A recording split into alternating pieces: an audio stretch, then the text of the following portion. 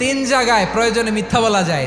এক নাম্বার, আপনার ওয়াইফকে খুশি করার জন্য, সে একটু এরকম না বলে একটু কৌশল করে বললে খুশি হবে, ওটা বলা যায়। দুই নাম্বার, জীবন মরণের ব্যাপার, জান বাঁচানোর জন্য একটু কৌশল করে ঘুরিয়ে বললেন, এটা জায়েজ। তিন নাম্বার, দুইজন ঝগড়া লাগছে, তাদেরকে মিলিয়ে দেওয়ার জন্য কৌশল করে একটু মিথ্যা বলা, ঘুরিয়ে বলা যায়। দুইজনের মধ্যে দেখলেন যে সম্পর্ক খারাপ, একজনরে বললেন, ভাই সে তো ওই দিন আপনার ব্যাপারে অনেক প্রশংসা। কি আমার ব্যাপারে প্রশংসা? কি বললো? এই বললো আপনি নাকি এই করছেন ওই করছেন, অনেক প্রশংসা। লোকটার মন খুশি হয়ে যাবে তার ব্যাপারে, ঠিক কিনা?